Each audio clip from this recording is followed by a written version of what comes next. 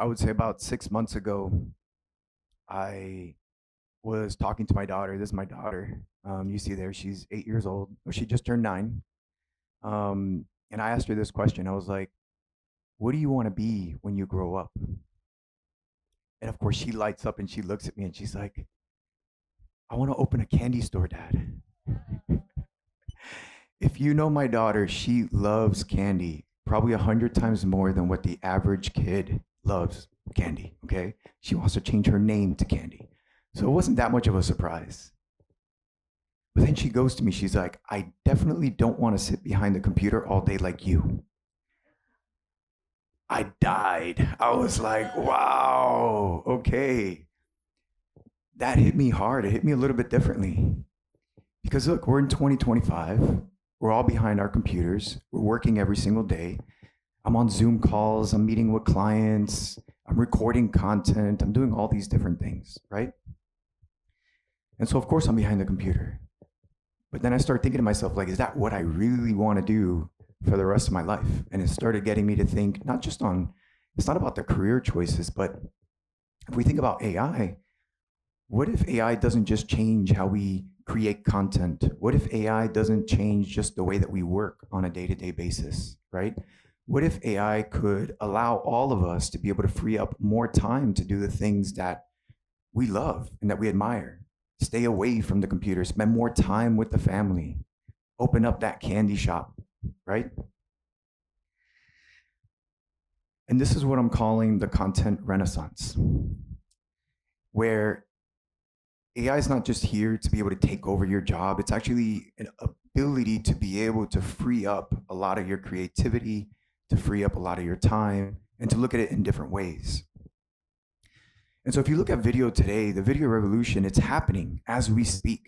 If you look at what's going on today with technology, from the innovations coming out from Runway, from Luma, from OpenAI and Sora and VO3, the capabilities of these video models and content and what can be done today is incredible. And so what are people actually doing today with AI? Okay. And so one of the first ones I'll pull up, how many of you are familiar with Mr. Beast? This guy has over 200 million subscribers. It's insane.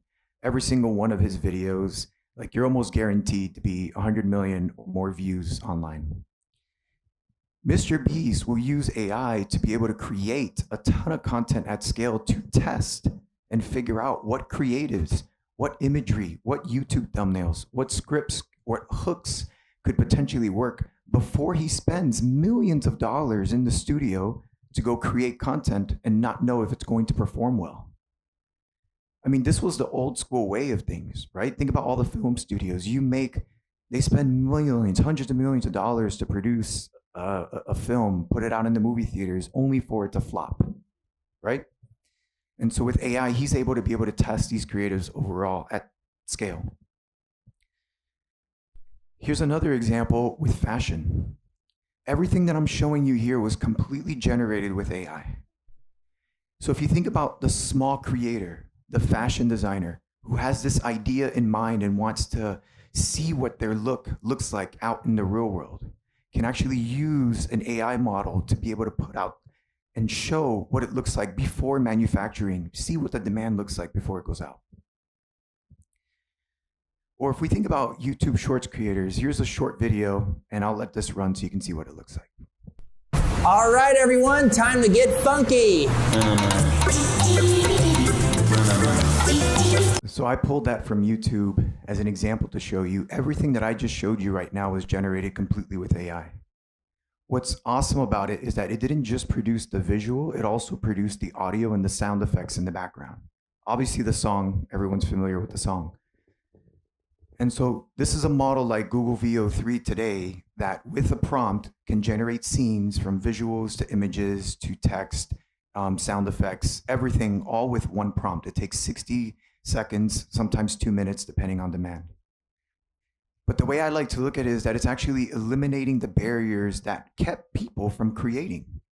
How many of you have had an idea once in your life to do something, whether you were creative or not, but you've got this idea? How many of you knew how to use Photoshop or Adobe Premiere, okay, with a couple exceptions. But I think what this eliminates as well is kind of seeing, number one, you don't need expensive equipment if you are going to go out and create content. You don't need professional editing skills if you wanted to try something out. You don't even need a professional voiceover if you want to see what it sounds like, as an example. And so anyone can create video content. Anybody can create content on what it is today. And I don't think that many of us really realize, if this is what it looks like today, like really, what is it going to look like in the future? It's just kind of insane when we think about these things. So, I mentioned my daughter earlier. Sometimes I get stuck and I'm trying to come up with ideas inside of our platform in generating video, generating content, and kind of seeing, all right, what's the diversity when we're pushing the limits? And I remember, and there's something I like to do with my daughter because she loves to do this. Is I sat down with her, and I'm like, sweetie, what, let's make an image. Let's make something. What do you have in your mind? Okay, give me an idea for a character or an image or something that you want to see. And she's like, okay. So she sits on my lap, and obviously I turn on the voice dictation on my laptop so that I just wanted the AI to understand everything that she said. She's like, I want to, this girl, she's really weird. She's got like multiple eyes. She's got green lips, and there's candy. There has to be candy, Papi. And here's what we got.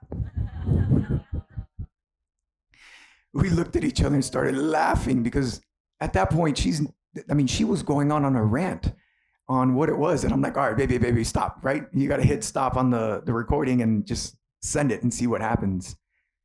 But, it's weird, but it's cute at the same time. But also, why is it important to me? Because my daughter imagined what this visual looked like, right? Meaning a human was the one that guided the AI to create something like this. And of course, I had to turn it into a video.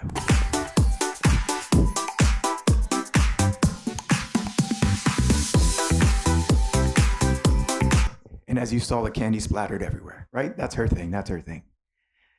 But it's like I said earlier, like AI did not create the character that I just showed you. Her imagination did.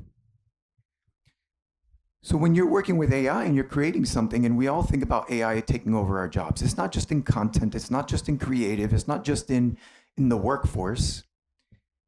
AI still needs to be guided. It still needs you and I to interact with it in order for it to accomplish something. So where are we heading as we think about the future of content and AI? Some of it is here. It's crazy to see. And some of it is not too far off. So it's hard for me to talk 5 to 10 years from now because we're moving at the fastest pace that we've ever seen when it comes to technology. If you think about content and the amount of content coming in today, there's over 500 hours of video uploaded to YouTube every single minute. But in 5 years, that's going to be 50,000 hours every single minute being uploaded.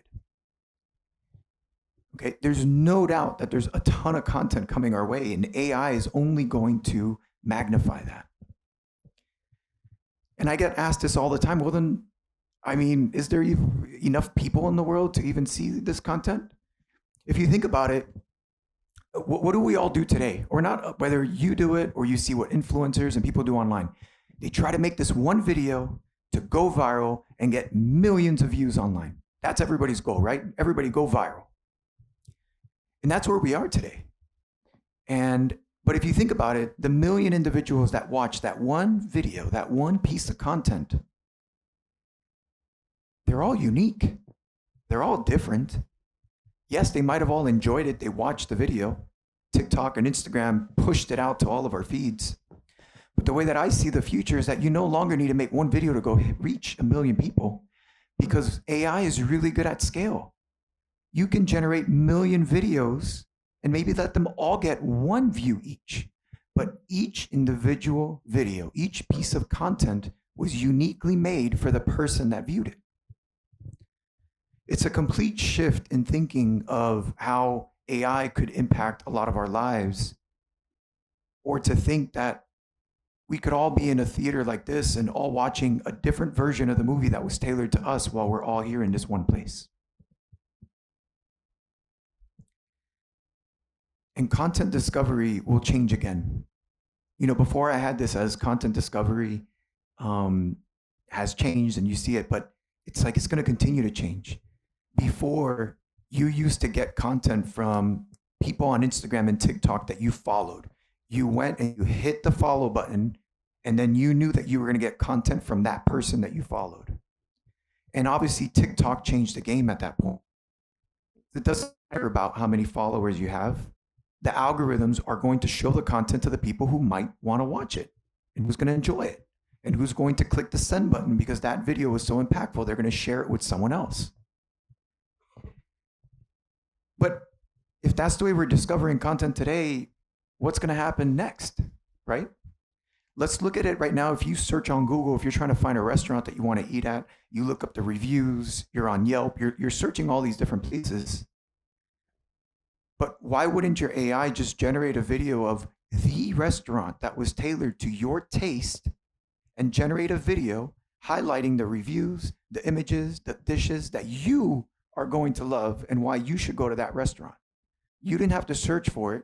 It popped up to you directly with everything that you needed just for you. And so you say, you're not going to search for it. Content's going to find you one way or another. We're already seeing a platform shift in terms of technology. Everybody uses their iPhone. How many of you got iPhones, Android, right? Everybody's got a smartphone in here. Before, you had the laptops, you have your phones, you have all these computing devices. And Johnny Ive, which used to head up design at Apple, and Sam Altman have teamed up. So OpenAI acquired Johnny Ive's company, and they're working on a secret AI device. Now, Johnny Ive is the one responsible for the iPhone, why we all have smartphones today. So what kind of device are they collaborating on that eventually, a couple of years from now, is going to be the future? And there's a lot of rumors that this might just be audio only. So how will content live, and how will content be if we were in an audio only environment? What would that open us up to? Now, we've had a variation of this before with the radio, right? I mean, it's nothing new. But we have to be open to new technological shifts. And we don't know if this is really going to take off, but they're working on it. The other one is with Meta, their new Ray-Ban glasses. How many of you heard about Meta's release just this week, 2 days ago? Got a couple. So if you know this, but they came out now with glasses that has a screen inside on the right peripheral of your glasses. And it's high resolution, high definition.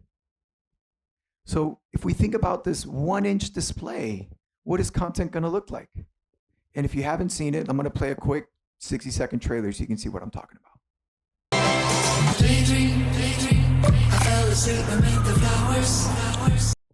Right now, I could have had my script on my glasses and I could just read something out loud and to pitch you, or I could watch a video. You could take WhatsApp video calls on that device. Think about scrolling through your Instagram feed on that device, your TikTok feed.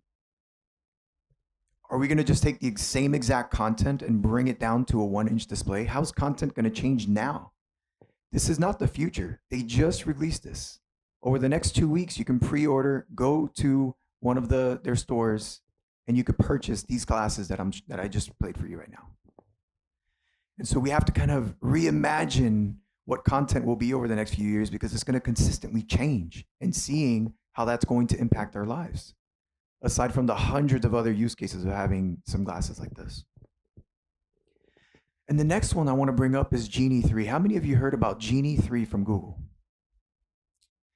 This is one of the world's first world models. They're going to do a much better job explaining it, so I'm going to play a video for you and then we'll talk about it. What you're seeing are not games or videos. They're worlds.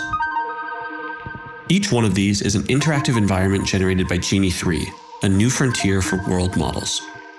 How incredible is that? Everything you saw as it moved, just imagine that you were playing a video game and you turned to the left. You had no idea what was going to be there. The game maker had no idea what was going to be there because it was all being generated in real time. So if you imagine like the scenario with my daughter and I'm there playing with an image with her, what if we're just imagining worlds in real time? Speaking, well, now we want to jump off the mountain. Well, now let's jump on a roller coaster and you got candy coming flying in. Just imagine the what can happen when you take your imagination and bring it out there. But this is one of the things that leads us to, for example, with Netflix, right? Netflix is already really good at finding content that we might want to watch. But what technologies like this enable is that you can press play on a movie and it's going to dynamically generate a brand new feature film for you, which makes trying to find a movie that you and your spouse want to watch maybe a little bit easier because it's just going to generate something because it knows your taste, your preferences, the actors that you like, the whole nine. So what else is AI good at? Here's some of the ways that we see AI being used in the real world. AI is really good at digesting lots of information. In this scenario, we're taking a music video and taking that music video and trying to understand everything about it, from the visuals to the audio and all these aspects. And in this case, we're like, hey, show me dancing videos, right? Any clips that might have a dance or routine inside of it. But this could be anything. It could be knowledge. Organize a massive amount of information and bring it into one place to allow you to be able to find it without having to scrub through all of this content. Or another example, one of the things that we'd like to do is to be able to repurpose and amplify the content that you already have. So imagine taking a song, a new track, or a video, and automatically generating 30 other unique pieces of content for it. Or, how many of you guys seen the Ratatouille movie? We could just try to generate an 8-second prompt of Ratatouille in real life.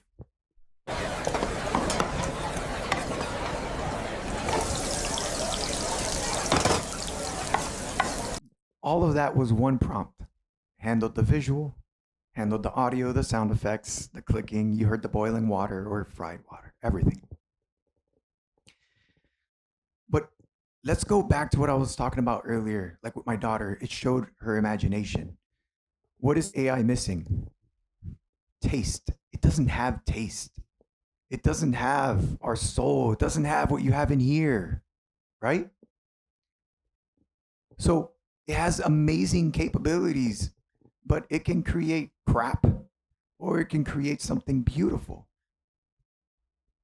If you think about a lot of the movies, the films, the content that you watch that might be aspiring or that you really enjoyed, there were a team of writers, of humans, a director, a producer, individuals, people who are putting their heart and soul into that production.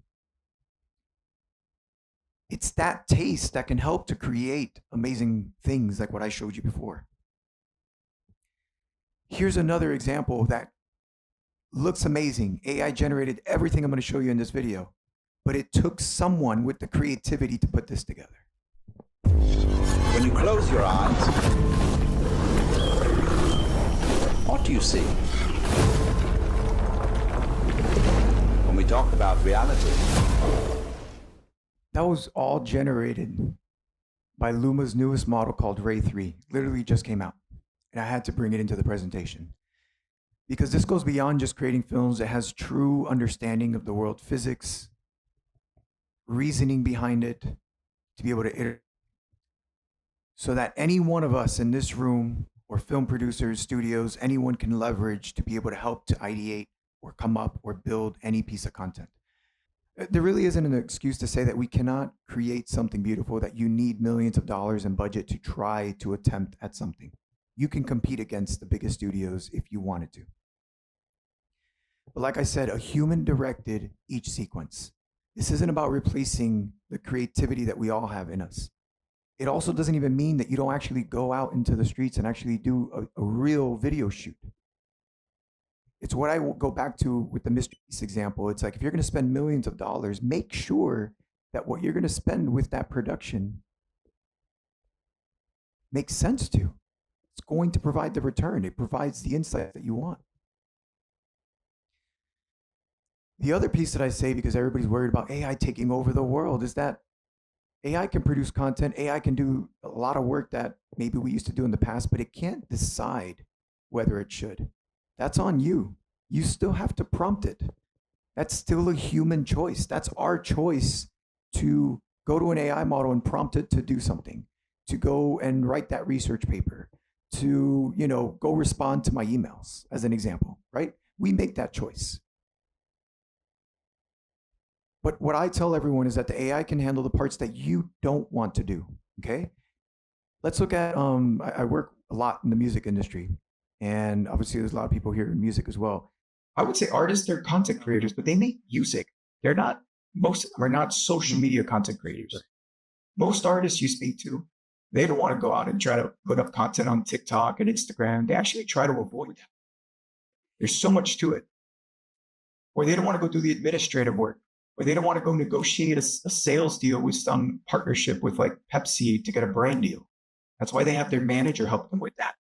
But if you're an artist and you don't have access to those resources, you now have an option to use something like ChatGPT to be your co-partner to figure out how you're going to go and get a sync deal. How are you going to go try to get a brand partnership? You can have it help you to generate content so you can put on Instagram. Like, hey, I don't know what to do, but here's my song. Can you create a video for me? Like, maybe that's the part that they don't want to do. The same thing for a film director, right? They want to direct a movie. Maybe there's parts of their job that they want to do. So think about what you do on a day-to-day basis, and don't use AI to automate the parts that you love, right? And that's where we have control in what we're doing. And so the way that we win in the age of AI, it's not about having access to these tools. A lot of people are like, yeah, if I had all these tools and I could win and I could do this in business or in content or in any other way. It's bullshit, because all of you have access to PhD level technology in your pockets called ChatGPT. And that's just one baseline. And that's given away for free. So what it's really about is how you're going to leverage it, how you're going to learn to use AI for different use cases beyond asking a simple question to ChatGPT. How are you going to do this? This is what I'm going to leave you with today. Every single day, spend 15 minutes and pick one task, one thing that you don't want to do, and research how you can use AI to help you to accomplish that. Again, don't go to AI to do something that you love, right? If you're an artist, don't go ask it to make you a song. If you're a designer, don't go and ask it to just make you a design, right? You're all going to automate the parts that you want. And so I really see a really, really bright future ahead for all of us here, for my daughter, for her to open up her candy shop and hopefully not have to be in front of the computer like I am all the time. I'm going to work on that.